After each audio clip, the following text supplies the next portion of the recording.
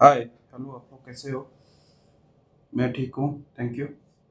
Video शुरू करने के पहले मैं थोड़ा रिक्वेस्ट करना चाहता हूँ कि आप लोग थोड़ा सब्सक्राइब कर दो, लाइक कर दो, शेयर कर दो। मैं ज़्यादा से ज़्यादा लोगों को रीच आउट करना चाहता हूँ। मैं इस वीडियो को लेके कुछ ज़्यादा मार्केटिंग करना नहीं चाहता, बट मैं रियली बहुत लोगों को रीच आउट करना चाहता हूँ। आपने देखा होगा कि मेरा 0 सब्सक्राइबर्स है, तो थोड़ा हेल्प कर दो आप लोग, मैं रिक्वेस्ट कर रहा हूँ। Thank you. आगे बढ़ते हैं। आज मैं थोड़ा बात करना चाहता हूँ ऑन द अनएम्प्लॉयड यूथ। हमारे कंट्री पे मिलियंस, थाउजेंड्स, करोड़ों पे अनएम्प्लॉयड यूथ है। क्यों है? उसका वो रीज़न इम्पोर्टेंट नहीं है। किसी ना कॉलेजेस ठीक नहीं होंगे, किसी का जगह ठीक नहीं होंगे, किसी के फैमिली प्रॉब्लम्स होंगे, हज़ारों प्रॉब्लम्स लोगों के हैं। बट द पॉइंट है कि मिलियंस ऑफ अनएम्प्लॉयड यूथ है।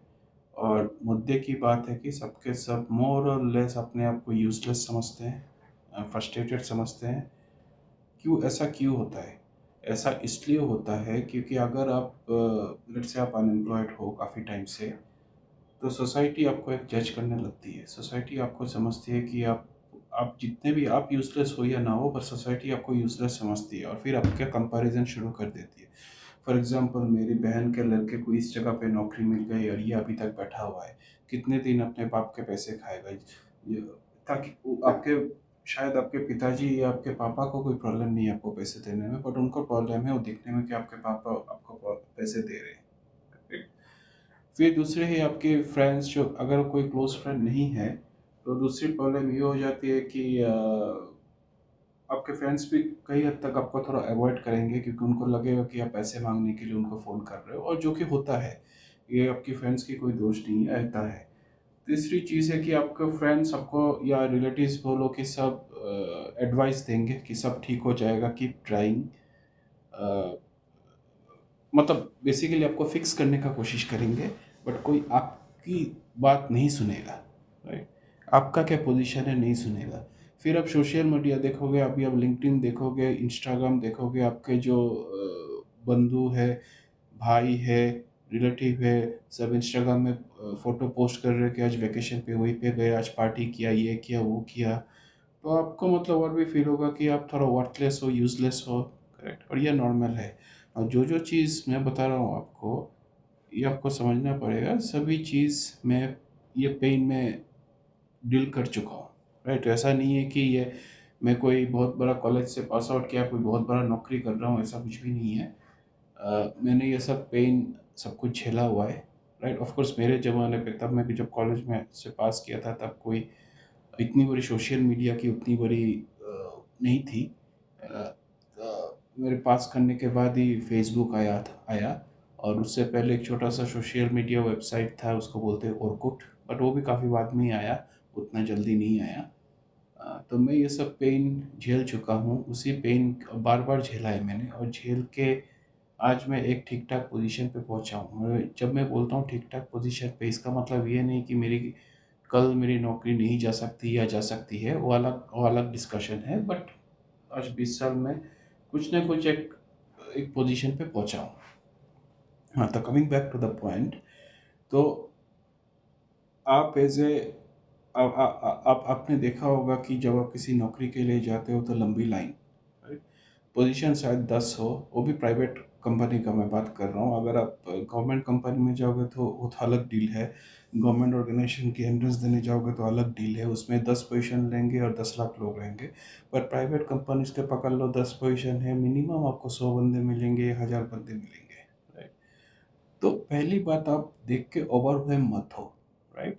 क्यों मैं आपको बोलता हूँ, मेरी जो पहली ठीक ठाक नौकरी जो लगी थी, वो मैंने सुबह में फर्स्ट्रेट होकर रात को सो गया था कि कुछ नहीं हो रहा है लाइफ में। अगला दिन सुबह उठा, पेपर में, तब पेपर आती थी, तब सोशल मीडिया नहीं थी। मैंने पेपर में ऐड देखा कि इस जगह पे फ्रेशर्स ले रहे हैं। ठीक है? तो मैं चला गया, ड्रेस वेस पहन के चला गया। जाके देखा कि वो एक कॉलेज था। हाँ, एक इंडिया की एक बड़ी सिटी में थी वो, एक कॉलेज था। और कॉलेज में हजारों, मतलब मैं जब बोलता हूँ हजारों, मैं बना नहीं रहा हूँ, हजारों लोग हैं, और मेरे को मालूम भी नहीं पोजीशंस कितने हैं। करेक्ट? तो रफली आप पकड़ लेते 100-200 पोजीशंस हुए होंगे। राइट? बट लोग कम से कम 2 से 3 हज़ार। राइट। तो मोटा मोटी अगर आप देखोगे कि एक पोजीशन अगर है तो 10 से 20 लोग उसके लिए फाइट मार रहे हैं, राइट। अब देख के तो मैं थोड़ा घबरा गया कि इतने में से मेरा केस क्या होगा, बट फिर भी कोशिश करना अपना काम है। तो मैं गया, एग्ज़ाम दिया। अभी देखिए कहाँ से मैं डॉट कनेक्ट कर रहा हूँ।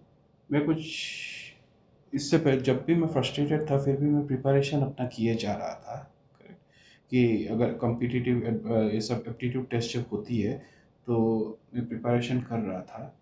वो प्रिपरेशन का फ़ायदा वही हुआ कि एप्टीट्यूड टेस्ट जब उन्होंने दिया वो मेरे प्रिपरेशन के साथ मैच हो गया, करेक्ट। और मैं वो टेस्ट पार हो गया। मैं मोर और लेस सर्टेन था कि मैं पार हो जाऊंगा और मैं पार हो भी गया। तो उसी दिन उन्होंने रिज़ल्ट दे दिया कुछ 1-2 घंटे बाद। और रिज़ल्ट मिल के मैं खुश था। इसके बाद मेरे को इंटरव्यू के लिए बुलाया गया। अब इंटरव्यू के सामने 2-4 इंटरव्यूअर थे, काफ़ी एक्सपीरियंस लोग थे। मेरे हिसाब से कुछ 10 साल का एवरेज एक्सपीरियंस रहा होगा उनका। क्योंकि मैं उसी हिसाब से बोल रहा हूँ कि दिखने से लग रहा था कुछ 35 जैसे उम्र होंगे उनके। तो 35 की उम्र में 10 साल का शायद एक्सपीरियंस रहा होगा। और मैं था तब वही 21-22 साल का बंदा, करीब। तो मैंने शुरू किया, उन्होंने शुरू किया, वो ये पूछना ये पूछनी ये सब तो बेसिक फॉर्मेलिटीज़ पूछा। फिर उन्होंने पूछा कि तुम क्या कर रहे थे, मैंने सच सच बोला, कहीं झूठ नहीं बोला, ये इंपॉर्टेंट है, कहीं झूठ नहीं बोला कि नौकरी नहीं मिल रही है, नहीं मिली, मैं कोशिश कर रहा हूँ, सब सच सच बोला। अगेन जब मेरा एप्टीट्यूड का प्रिपरेशन था उन्होंने जब टेक्निकल क्वेश्चंस कुछ पूछे एप्टीट्यूड लिंक तो मैं साथ साथ आंसर दे पाया। तो उनको लगा कि बंदा कुछ कर लेगा, इतना गधा नहीं है, राइट। तो इसका बाद वही भगवान की दया से फाइनल लिस्ट में नाम आया, मेडिकल हुआ, क्लियर किया मैंने। और इसके बाद नौकरी लग गई। तब से लगा हुआ हूँ, तब से लगा हुआ हूँ। और अभी काफ़ी दिन हो गए, 20 साल के ऊपर नौकरी करते करते एक अच्छी सी पोजीशन पे पहुँचा हूँ। बट मैं आपको ये स्टोरी इसलिए बोला कि आप लोग को किसी को लगना नहीं चाहिए कि आप लोग हार गए हो। हाँ, ये दिखने बिकॉज़ अगर आप अपने फ्रेंड्स, रिलेटिव्स, भाई बंधु से बात करोगे तो आपको वो लोग इनकरेक्ट एक फीलिंग देंगे कि आप लाइफ में हार गए हो। हाँ, अब इसको सोचो कि एक छोटा सा चैप्टर है आपके लाइफ का, डार्क चैप्टर है, आप इसको ऐसे पकड़ो कि डार्क चैप्टर के बाद लाइट चैप्टर आता है। हमेशा याद रखना कुछ चीज़ें कांस्टेंट नहीं रहती। अगर अच्छी टाइम है तो बुरी टाइम आएगी, बुरी टाइम है तो अच्छी टाइम आएगी। कुछ चीज़ें कांस्टेंट नहीं रहती है। उसका डार्क चैप्टर जैसे मेन चीज़ क्या है, मेन चीज़ आपका मैदान पे डटे रहना है, मैदान पे डटे रहना है, हटना नहीं है। कोई आपको लात मार के भगाए तभी आप हटोगे वहाँ से, नहीं तो आप वहाँ से नहीं हटोगे। जस्ट बने रहो। जब तक आप मैदान पे बने हो तब तक आप चांसेस है आपका। आज नहीं तो कल दिन चेंज होंगे, ठीक है। घबराना नहीं, चलते पड़ो और मैं आपके साथ हूँ। बाय द वे किसी को अगर वन ऑन वन डिस्कशन करना है, जस्ट आपको 1 घंटा 2 घंटा 3 घंटा सिर्फ बातें करनी है। कोई जजमेंट नहीं, कोई बायसिंग नहीं। आप जो बातें करना चाहते हो मैं सुनने के लिए तैयार हूँ। चाहे आप जॉब सीकर हो, चाहे आप स्टूडेंट हो, चाहे आप कोई हाउसवाइफ हो, अलोन हो। आप जो भी बात करना चाहते हो मैं सुनने के लिए तैयार हूँ। कोई जजमेंट नहीं, कंप्लीटली एनोनिमस रहेगा। ना तो आप मेरा नाम जानोगे, ना तो मैं आपका नाम जानूंगा। और हम दोनों एक दूसरे